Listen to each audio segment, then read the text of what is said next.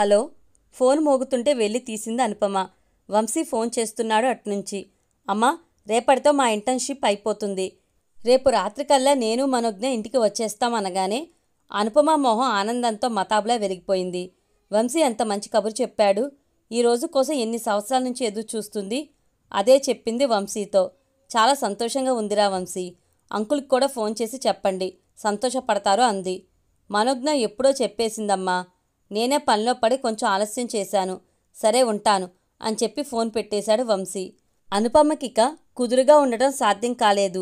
ఏ పని చేస్తున్నా వంశీనే గుర్తుకు రాసాగాడు. కాలం ఎంత వేగంగా పరిగెడుతుంది. నిన్నగాక మొన్ననేగా వంశీని మెడికల్ కాలేజీలో చేర్చింది. అప్పుడే 5.5 సంవత్సరాలు గడిచిపోయాయా? అనుపమ మస్తిష్కంలో గతించిన కాలం సినిమా రీల్లా గిరున తిరగసాగింది. అనుపమ ఎన్నటికీ మర్చిపోలేని రోజు వంశీకి మెడిసిన్లో సీటు వచ్చిన రోజు. సిటీకి 60 కిలోమీటర్ల దూరంలో ఉన్న ఒక చిన్నపాటి టౌన్లో కట్టిన మెడికల్ కాలేజీలో వంశీకి సీటు వచ్చిందని తెలిసిన రోజున అనుపమ పడిన సంతోషం అంతా ఇంతా కాదు. వంశీ నాన్నగారు పోయాక ఆయన వంశీ గురించి కన్న కలలను సాకారం చేయడానికి 4 ఏళ్లుగా తను వంశీ పడిన కష్టాలకు ప్రతిఫలం దక్కినందుకు ఎంతగానో మురిసిపోయింది. ఆ రోజే వంశీని కాలేజీలో చేర్చాల్సిన రోజు. ఇద్దరూ వంశీకి కావాల్సిన సామానంతా 2 బ్యాగుల్లో సర్దుకుని పొద్దుటే ఆర్టీసీ బస్సులో బయలుదేరి 10 గంటలకల్లా ఆ చిన్న టౌన్ చేరుకున్నారు. బస్టాండ్ నుంచి మెడికల్ కాలేజీ 6-7 కిలోమీటర్ల దూరం ఉంటుంది. బస్టాండ్లో ఆటో చేసుకుని కాలేజీకి బయలుదేరారు. సగం దూరం వెళ్లేసరికి టైర్ పంక్చర్ అయి ఆటో ఆగిపోయింది.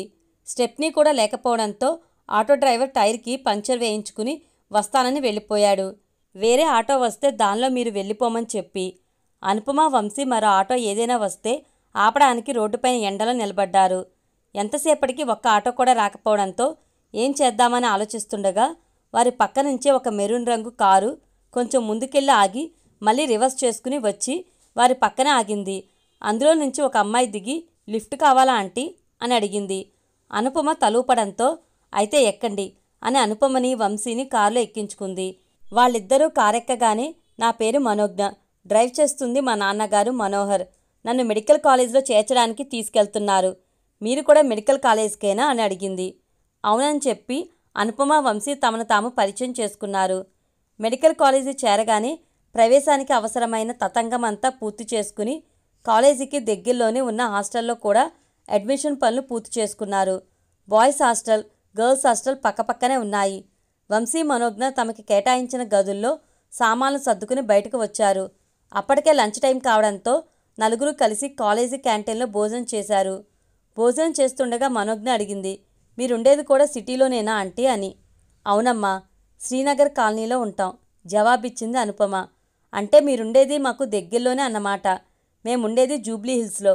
అయితే నాన్న, వెళ్ళేటప్పుడు ఆంటీని వాళ్ళ ఇంట్లో డ్రాప్ చేసి వెళ్ళండి వాళ్ళ నాన్నతో అంది మనోజ్ఞ.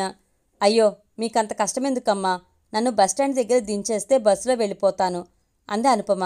అంతవరకు వాళ్ళ మాటల్లో ఎక్కువగా కల్పించుకొని మనోహర్, ఇందులో కష్టమేముందండి, నేనెటూ సిటీకేగా వెళ్తుంది, మీకు అభ్యంతరం లేకపోతే నాతో రావచ్చు అన్నాడు. మనోజ్ఞ మరింత బలవంతం చేయడంతో ఒప్పుకోక తప్పలేదు అనుపమకి.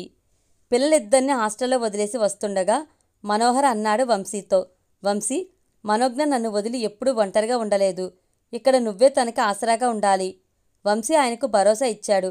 మీరేమీ దిగులు పడకండి అంకుల్, మనోజ్ఞకి ఏ అవసరం వచ్చినా నేను చూసుకుంటాగా అన్నాడు. మనోహర్ కార్ స్టార్ట్ చేస్తుండగా గద్గద స్వరంతో అంది అనుపమ, వంశీ జాగ్రత్త, టైంకి భోజనం చేస్తూ ఉండు. నేను వార్డెన్ గారితో మాట్లాడాను. హాస్టల్ జీవితం అలవాటయ్యేదాకా ప్రతి శనివారం సాయంత్రం ఇంటికి పంపడానికి పర్మిషన్ ఇచ్చారు. శనివారం కాలేజీ అయిపోగానే ఇంటికి వచ్చేయి, తిరిగి ఆదివారం సాయంత్రం వెళ్ళొచ్చు అంది. సిటీకి తిరిగి వస్తుండగా అనుపమతో అన్నాడు మనోహర్, మీరు వంశీ గురించి దిగులు పడకండి. నేను ఎలాగో ప్రతి శనివారం మనోజ్ఞను తీసుకురావడానికి కాలేజీకి వెళ్తాను.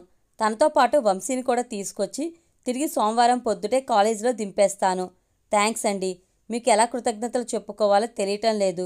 గుండెల నుండి కొండంత భారాన్ని తీసేసినట్టుగా ఉంది మనస్ఫూర్తిగా అంది అనుపమ. కొద్దిసేపయ్యాక తిరిగి మనోహరే అన్నాడు, వంశీ నాన్నగారు ఊళ్ళో లేరా, కాలేజీకి రాలేదు? ఒకసారి గాఢంగా ఊపిరి పీల్చుకుని బదులిచ్చింది అనుపమ. ఆయన లేరు, 4 ఏళ్ల క్రితం యాక్సిడెంట్లో చనిపోయారు. సారీ, మీ వ్యక్తిగత విషయాలు అడిగినందుకు క్షమించండి ఎంతో బాధపడుతూ అన్నాడు మనోహర్. విషయం మార్చి అనుపమను మళ్ళీ మామూలు మనిషిని చేయడానికి తిరిగి తనే అడిగాడు, మీరేమైనా ఉద్యోగం చేస్తుంటారా అని. అవునండి, ఒక ప్రైవేట్ ఉమెన్స్ కాలేజ్లో ఇంగ్లీష్ లెక్చర్గా పనిచేస్తున్నాను జవాబిచ్చింది అనుపమ. తరువాత మనోహర్ తన గురించి చెప్పుకొచ్చాడు. అతను ఒక ఐటీ కంపెనీలో సాఫ్ట్వేర్ ఇంజనీర్గా పనిచేస్తున్నాడు. మనోజ్ఞ ఒక్కతే సంతానం. మనోజ్ఞ చిన్నప్పుడే భార్య మరో ప్రసవంలో కన్నుమూసింది. అప్పట్నుంచి అతడే మనోజ్ఞకు సర్వస్వమై పెంచుకొస్తున్నాడు. ఒక విధంగా చెప్పాలంటే మనిద్దరి జీవితాలు ఒకే బాటలో పయనిస్తున్నట్టున్నాయి. వాతావరణం తేలిక చేస్తూ నవ్వాడతడు. వారలా మాట్లాడుకుంటుండగానే సిటీకి చేరుకున్నారు. అనుపమను వాళ్ళింటి దగ్గర దింపేసి వెళ్ళిపోయాడు మనోహర్. ఆ విధంగా పరిచయమైన ఆ రెండు కుటుంబాల మధ్య అనుబంధం ఈ 5.5 ఏళ్లలో దినదిన ప్రవర్ధమానమవుతూ వారి మధ్య ఎంతో సామీప్యత తెచ్చింది. తరచుగా ఒకరింటికి మరొకరు భోజనాలకి రావడం, ఏ శుభకార్యమైనా అందరూ కలిసి చేసుకోవడం, ఒకరి కష్టసుఖాల్లో మరొకరు పాలు పంచుకోవడం, ఇలా చాలా దగ్గరయ్యారు.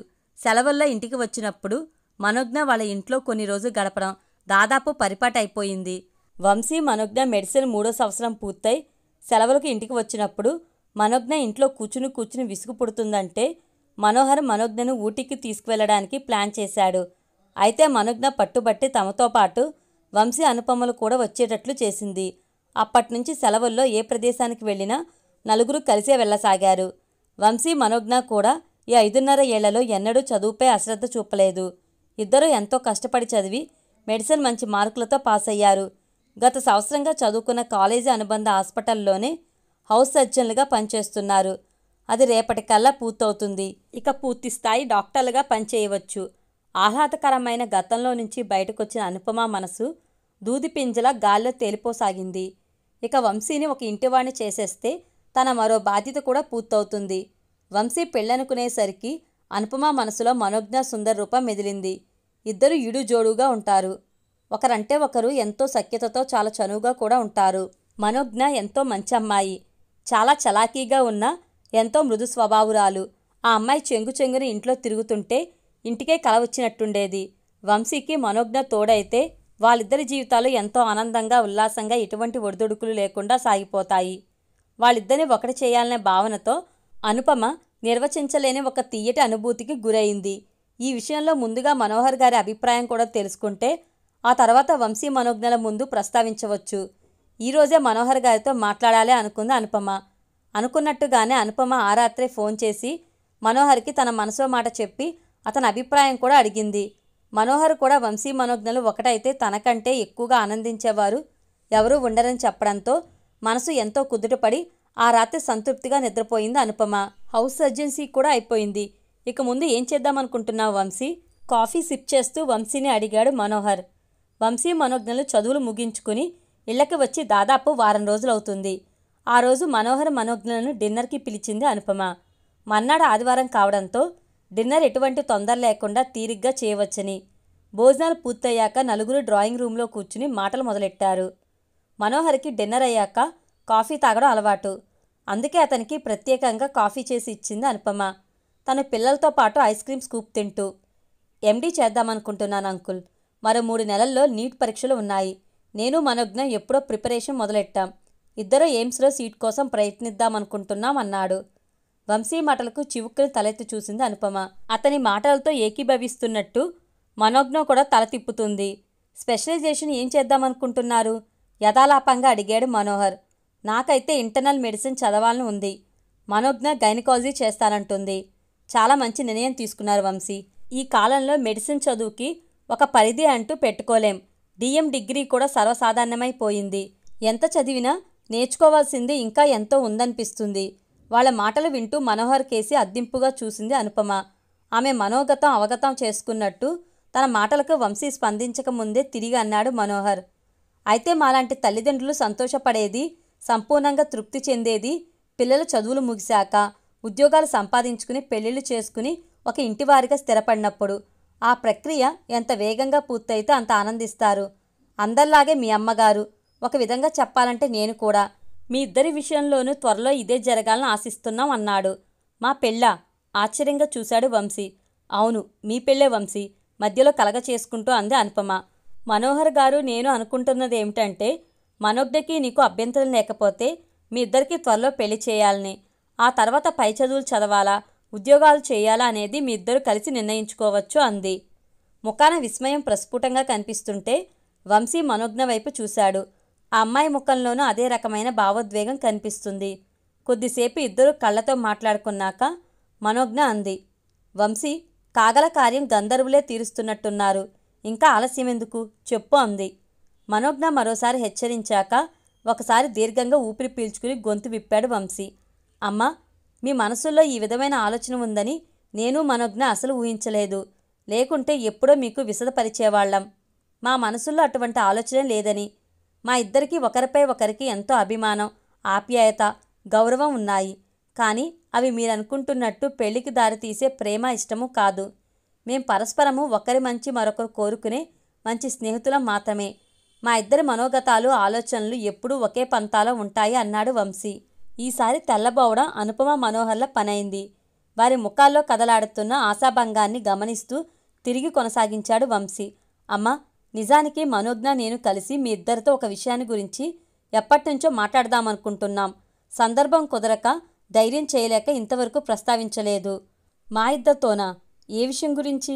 ప్రశ్నార్థకంగా చూసింది అనుపమ. విషయాన్ని ఎలా చెప్పాలో మనసులో మదించుకుంటున్నట్టున్నాడు వంశీ. కొంచెం సమయం తీసుకుని తిరిగి సాగించాడు. మనోజ్ఞ నేను ఈ విషయం గురించి దాదాపు 2 ఏళ్ల నుంచి చర్చించుకుంటున్నాం. అన్ని కోణాల్లోంచి ఆలోచించాం. మా ఇద్దరికీ ఎంతో బాగా మనసుకి హత్తుకునేలా నచ్చింది. ఇలాగే కనుక జరిగితే ఎంత బాగుంటుందోనని ఎన్నోసార్లు అనుకున్నాం. అయితే ఈ విషయం చెప్తే మీ ప్రతిస్పందన ఎలా ఉంటుందోనన్న జంకుతో ఇంతకాలం చెప్పలేదు. ఇప్పుడు మెడిసిన్ పూర్తి చేసుకుని మేమిద్దరం జీవితంలోని మరో దశలోకి అడుగు పెడుతున్న తరుణాన ఈ విషయం మీద మీరెలాంటి నిర్ణయం తీసుకున్నా మన జీవితాల మీద దాని ప్రభావం ఎక్కువగా ఉండదని ఈ అంశాన్ని మీ ముందు ఉంచుతున్నాం. మీరు ఎలాంటి నిర్ణయం తీసుకున్నా మాకు సమ్మతమే. అయితే సానుకూలంగా నిర్ణయం తీసుకుంటే మటుకు మేమెంతో సంతోషిస్తాం. ఇక సాగదీయక అసలు విషయం ఏంటో చెప్పరా బాబు, ఈ ఉత్కంఠ భరించలేకపోతున్నాను. కొద్దిగా అసహనంతో కూడిన కంఠంతో అంది అనుపమ. నేను చెప్తానా ఆంటీ, ముందుకొచ్చింది మనోజ్ఞ. వంశీ నేను ఎంతగానో కోరుకునేది, అభిలషించేది ఏమిటంటే మీరు నాన్నగారు పెళ్లి చేసుకుని దంపతులవడం, మీ జీవితాలను నందనవనాలుగా చేసుకుని హాయిగా జీవించడం. ఏమిటి? మనోజ్ఞ చెప్పడం పూర్తి కాకముందే ఏకకంఠంతో అరిచారు అనుపమ, మనోహర్లు. అప్పటికే అనుపమ ముఖం రంగులు మారడం ప్రారంభించింది. ఒక విధమైన చెప్పలేని సిగ్గుతో, లజ్జతో, అభిమానంతో. అవునంకుల్, మీరు విన్నది నిజమే.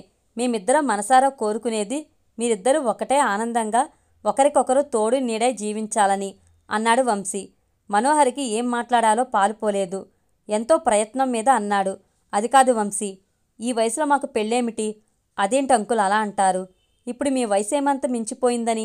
అమ్మకి 46 దాటలేదు, మీకు 50 దాటలేదు. కనీసం 30 ఏళ్ల జీవితం ఉంది మీ ముందర. ఇలా ఒంటరిగా ఎంతకాలం గడుపుతారు? ఇప్పటి వరకు మనోజ్ఞ నేనే మీ లోకమై ఉన్నాం. మున్ముందు మనోజ్ఞ నేను మీకు పూర్తిగా తోడుండడానికి వీలవుతుందో లేదో చెప్పలేం. మా వృత్తి జీవితాలతో, సంసార జంజాటాలలో పడి మీతో ఎంతసేపు గడపగలుగుతామో మాకే తెలియదు. అందుకే మీకంటూ ఒక ప్రత్యేకమైన జీవితం, ఒక జీవన సహచరుడు ఉండాలి. అమ్మకి మీరు, మీకు అమ్మ. గత 6 ఏళ్లుగా బాగా తెలుసు. ఒకరంటే ఒకరికి గౌరవం, అభిమానం ఉన్నాయి. ఇద్దరి అభిరుచులు కూడా బాగా కలుస్తాయి. నాకు తెలిసి మీరు కలిసి జీవించడానికి ఒప్పుకుంటే మీ జీవితాలు ఎంతో ఆనందంగా, హృదయంగా సాగిపోతాయి. ఒకరికొకరు జీవితాంతా ఆలంబనంగా నిలుస్తారు. దయచేసి ఒప్పుకోండి అంకుల్, అద్దింపుగా అన్నాడు వంశీ. మీకు పెళ్లి చేయాల్సిన వయసులో మాకు పెళ్ళేమిట్రా, మీ పిచ్చి కాకపోతేను. ఎంతో లోతైన బావిలో నుంచి వస్తున్నట్టు బలహీనంగా వినబడింది అనుపమ గొంతు. మనోజ్ఞ అనుపమ పక్కకి చేరి ఆమె చేతులను తన చేతుల్లోకి ఆప్యాయంగా తీసుకుంటూ అంది, ఆంటీ, అమ్మ ప్రేమంటే తెలియకుండా పెరిగిన దాన్ని. మీరు కలిశాకే అమ్మ ప్రేమలోని మాధుర్యం ఎలా ఉంటుందో తెలిసింది. మీరు నాన్నగారు కలిసి ఉంటే రేపు నేను పెళ్లి చేసుకున్నాక కూడా నాకంటూ ఒక పుట్టిల్లు, ఒక అమ్మ నాన్న ఉంటారు. మీ దగ్గర నేను అమ్మ ప్రేమని సంపూర్ణంగా జీవితాంతం పొందగలుగుతాను. నా కోసం నాన్న, వంశీ కోసం మీరు మీ సరదాలన్నీ చంపుకుని ఎంత త్యాగం చేశారో మా ఇద్దరికీ బాగా తెలుసు. ఇక మీదైనా మీకోసం మీరిద్దరూ జీవించాలన్నది మా ఇద్దరి ఆకాంక్ష. దయచేసి కాదనకండి ఆంటీ. మీ సంగతటుంచు. ఈ సమాజం నవ్విపోదు. పెళ్ళిడికొచ్చిన పిల్లల్ని పెట్టుకుని తగుదురమ్మా అని సిగ్గు లేకుండా పెళ్లి చేసుకున్నారని చివరి ప్రయత్నంగా సమాజం ప్రసక్తి తెచ్చింది అనుపమ. నాకు మనోజ్ఞకు లేని అభ్యంతరం ఈ సమాజానికి ఎందుకమ్మా? ఉంటే మాకుండాలి. మేమే పెళ్లి చేసుకోమని మిమ్మల్ని ప్రోద్బలం చేస్తుంటే అభ్యంతరం చెప్పడానికి వాళ్ళెవరమ్మా? ఈరోజు మిమ్మల్ని ఎవరైనా విమర్శించినా మనం ఎవరం పట్టించుకోవాల్సిన అవసరం లేదు. కొద్ది రోజుల్లో వాళ్లే మర్చిపోతారు. మనోజ్ఞ నేను మరో 4-5 ఏళ్లు మా చదువులపైనే దృష్టి పెట్టాలనుకుంటున్నాం. సాధ్యమైనంత ఎక్కువ చదివి విద్యలో వృత్తిలో పూర్తి నైపుణ్యం సాధించిన తర్వాతే సరైన జోడును చూసుకుని జీవితంలో స్థిరపడదలుచుకున్నాం. ఈలోగా మా ఇద్దరికీ కావాల్సింది మీ ఇద్దరి సంతోషం, ఆనందం. మా కోరికను కాదనకుండా ఒప్పుకోండమ్మా. మరోసారి అనుపమను అద్దించాడు వంశీ. అదే సమయంలో మనోహర్ని కూడా ఒప్పించడానికి ప్రయత్నిస్తుంది మనోజ్ఞ. ఏం మాట్లాడాలో తెలియక యాదృచ్ఛికంగా మనోహర్ వైపు చూసింది అనుపమ. ఏం చేద్దామన్నట్టు. అతని కళ్ళల్లో లీలగా కనబడుతున్న అంగీకార భావం చూసి అప్రయత్నంగా వంశీ మాటలకు తలూపింది తన ఒప్పుదలను సూచిస్తూ. ఆమె తలూపగానే గట్టిగా అరిచాడు వంశీ, మనో, అమ్మ ఒప్పేసుకుంది అని. అతని కేక వినగానే మనోజ్ఞ ఒక్క ఉద్దుటున అనుపమ పక్కకి చేరి థ్యాంక్యూ ఆంటీ, థ్యాంక్యూ అంటూ అనుపమను పట్టుకుని కుదిపేసింది గట్టిగా కావలించుకుని. అనుపమ ఎర్రబారిన ముఖంతో సిగ్గుల మొలకే అయింది. మనో, అంకుల్ ఇంకా ఏమీ చెప్పలేదు. సందేహం వెళ్లబుచ్చాడు వంశీ. నాన్న అంగీకారమా? అమ్మ సరే అన్నాక ఆయన ఒప్పుదల ఎవరికి కావాలి? అయినా నా మాట కాదనే ధైర్యం ఉందా ఆయన గారికి? తల ఎగరేస్తూ అంది మనోజ్ఞ. ఆమె మాటలకు ఒక చిన్న మందహాసం చేశాడు మనోహర్. వాళ్ళ నవ్వులతో ఆ ఇల్లు ఒక స్వర్గసీమే అయింది.